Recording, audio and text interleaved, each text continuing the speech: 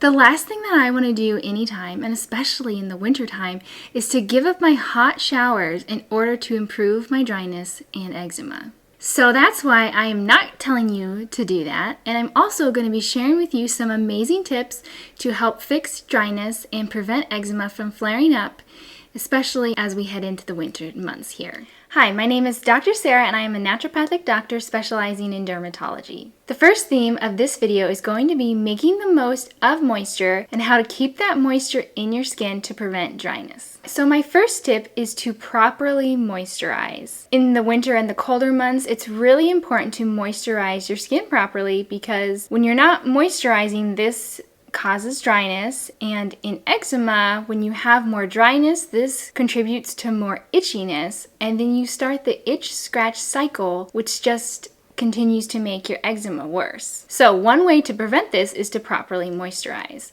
Now, the best time to moisturize is directly after showering or bathing when your skin is still damp to lock in that moisture in your skin. Now, I am someone with eczema-prone skin, and oftentimes in the winter, I can start to see a little bit of a flare-up if I'm not careful, and if I'm not watching my diet and managing my stress, I can get a little bit of a flare-up in the wintertime. For me, one way that I prevent these eczema flare-ups and dryness is to moisturize more often. So I typically moisturize twice a day. I moisturize my whole body once in the morning as I'm getting ready for the day, and then once in the evening after I do my evening shower. The second thing about moisturizing is you want to take a look at what are the ingredients in your moisturizer.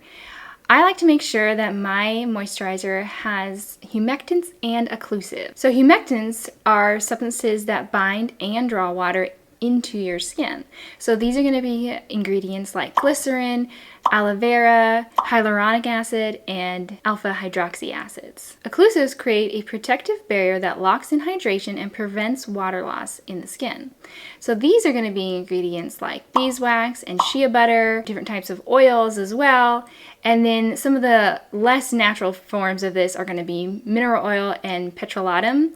I typically tend to stay away from these because they are byproducts of gasoline production, and they're just not as natural and good for the environment. The next ingredient I like to see in my moisturizer is going to be vitamin E. I used to use a vitamin E moisturizer for a long time for my eczema before I switched to making my own body butters, and that vitamin E is really healing for the skin and can be a great thick moisturizer for eczema in the wintertime. And then another ingredient that I really like to see in moisturizers is going to be sunflower seed oil, and this increases the synthesis of ceramides, which are really important for the skin and help maintain the moisture in your skin. So I have a recipe on how I make my own body butter, and it uses sunflower oil, beeswax, and shea butter, as well as some essential oils and as well as herbs. So you can take a look if you want a recipe for how to make your own body butter. My next tip is a lot of times we see a lot of dryness in the hands, especially in the winter months. One way to prevent dryness in the hands,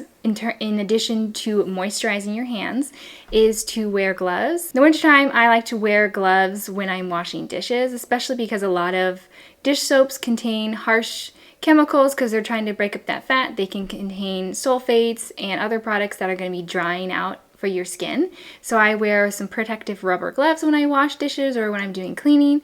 And then when you're outside, you can also wear gloves just to protect your skin from the harsh elements and the wind and the cold, drier climate. My third tip is to use a humidifier. So you can use a humidifier around the house or in your bedroom when you're sleeping, and this is just going to create more moisture in the air. This can be especially helpful if you live in a drier climate. All right, tip number 4 is about showering. So we are going to talk about showering, and the first thing I'm going to actually talk about is just what you're using in the shower, and that is specifically the soaps. So with soap, you actually don't need to soap your whole entire body. Usually just the sweatier regions like the underarms and the groin area should be enough, unless of course you're getting really dirty and really sweaty overall, but you don't really need to be washing your skin with soap on your arms or your legs, and so that can help prevent those areas from drying out. In terms of which soaps to use, I like to use soaps that are fragrance free and don't have a lot of harsh added chemicals in there. Just something really pure and natural and simple. I'm actually going to do a whole nother video on the best soaps and body washes for eczema, so you can stay tuned for that coming soon. What I actually use right now is a grandpa soap. I think that's what's the name of it. It's a pine tar soap that's really helpful for eczema, and it doesn't smell the greatest, but you kind of get used to it. And for me, that works really well for my skin, especially in the wintertime. And then other soaps that I like, there's one by Sea Witch Botanicals, and I'll leave a link down in the description below. They have a really nice soap blend that just contains saponified oils and essential oils and no chemicals and just really pure and clean. And then if you do want to use a liquid soap, the one I recommend would be Dr. Bronner's Pure Castile Liquid Soap. Another thing you could try would be to use a cleansing oil for the body, a cleansing body oil, and I use that for my face, but I haven't actually found one that I use for my body. I just stick with my grandpa pine tar soap. So if there's a cleansing oil for the body that you like, you can go ahead and leave that down in the comments. I like to find new suggestions as well for natural products. Alright, so that's all about soaps. My next tip is about the showers. So tip number 5 is to actually use a shower filter. And a shower filter is going to filter out primarily the chlorine, which can be very drying for the skin. And so if you're using a shower filter, that 100% is going to be better than skipping hot showers altogether. What you can do is try to shorten the amount of time that you are taking your warm or hot shower. And occasionally what I'll do is end the shower with cold, doing 30 seconds of a cold shower. And this is just going to help improve the circulation of the body and the circulation of your skin, and it's going to be a little less drying out than doing a completely hot shower. My next tips are going to be more focused on what you can do internally for the body to improve the dryness in your skin and prevent these eczema flare-ups.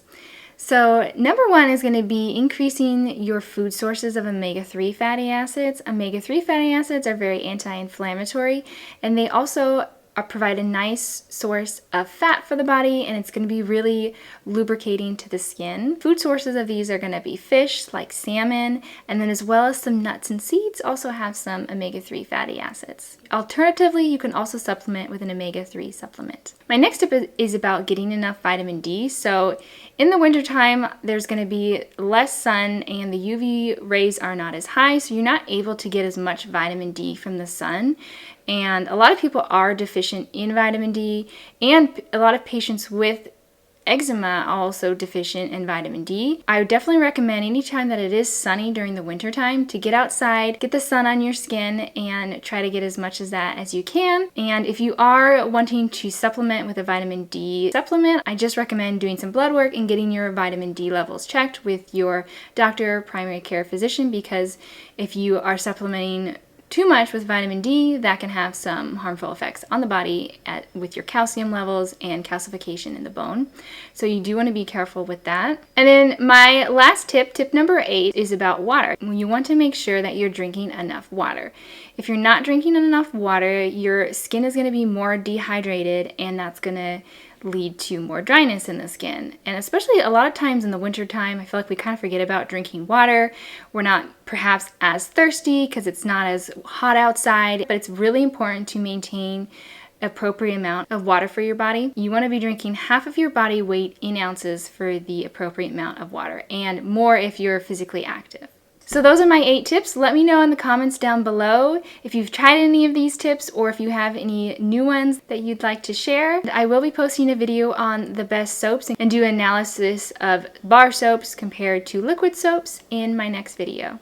Thanks for watching. Bye-bye.